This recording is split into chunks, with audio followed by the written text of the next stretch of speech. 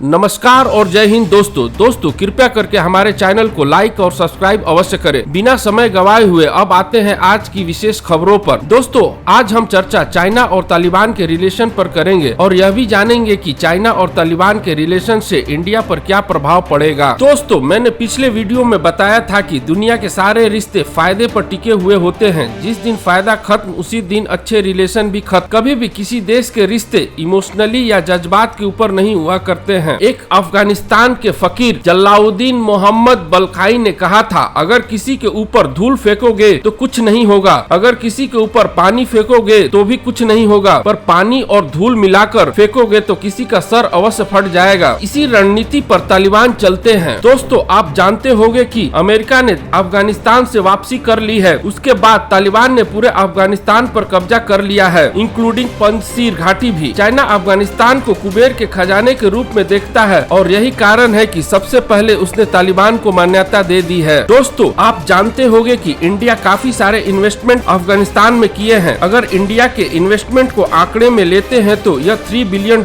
का होता है, जिसमें सलमा डैम और इंडिया एक और डैम बना रहा है जिसे सतुत डैम कहते हैं। इसके अलावा रोड, हॉस्पिटल और वहाँ के पार्लियामेंट है। इंडिया के भी काफी इंटरेस्ट अफगानिस्तान में है। यही कारण है कि इंडिया भी अफगानिस्तान को छोड़ना नहीं चाहता है और इंडिया यह भली भांति जानता है कि अगर वहां पर चाइना और पाकिस्तान का प्रभुत्व बढ़ेगा तो वे दोनों इंडिया के इंटरेस्ट को नुकसान पहुंचा सकते हैं। अब आते हैं कि वहां पर चाइना के क्या क्या इंटरेस्ट है। पहला इंटरेस्ट चाइना की BRI परियोजना के तहत वह पाकिस्तान से पेशावर से लेकर काबुल तक 6 लेन का रोड बनाना चाहता है, क्योंकि चाइना सेंट्रल एशिया और यूरोप तक अपना एक्सेस चाहता है ताकि चाइना को व्यापार करने में सुविधा मिल सके। और चाइना पाकिस्तान कॉरिडोर के तहत चाइना अफगानिस्तान में $62 बिलियन का इन्वेस्टमेंट करना चाहता है। अब आते हैं दूसरे इंटरेस्ट पर। अमेरिका के जियोलॉजिकल सर्वे के मुताबिक 60 मिलियन टन तांबा, 220 मिलियन टन आयरन और 1.4 million ton rare earth elements हैं। 2010 के अमेरिकन सर्वे के मुताबिक वहां पर 908 बिलियन की खनिज संपदा है। अब आते हैं तीसरे फायदे पर। चाइना का 76 किलोमीटर का बॉर्डर अफगानिस्तान से लगता है, जिसे वाखान कॉरिडोर कहते हैं, और चाइना को यह डर सता रहा है कि कहीं तालिबान युगर मुसलमान को भड़काकर टेररिस्ट एक्टिविटीज को अंजाम न दे दे। दोस्तों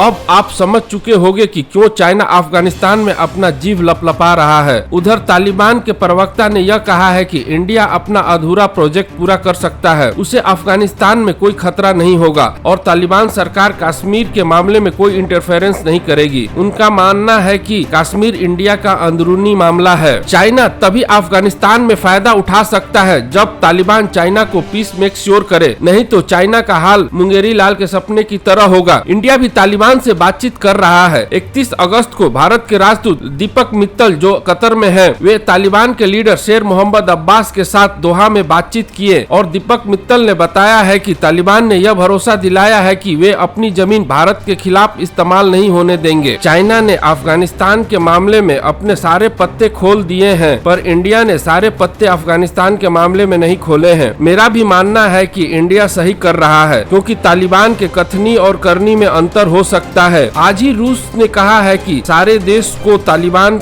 को मान्यता देने में जल्दीबाजी नहीं दिखानी चाहिए। कहीं न कहीं रूस भी तालिबान के मामले में अपना पैर पीछे खींच रहा है। माना जा रहा है कि इसमें इंडिया का हाथ है, क्योंकि कुछ दिन पहले रूस के NSA भारत के दौरे पर आए थे। उसके बाद आज रूस का बयान सामने आया है। दोस्तों आपको क्या लगता है, इंडिया को अफगानिस्तान के मामले पर क्या करना चाहिए? अपनी राय कमेंट बॉक्स में अवश्य दे। दोस्तों आप और अपने परिवार का बहुत बहुत ख्याल रखें और खुश रहे। धन्यवाद।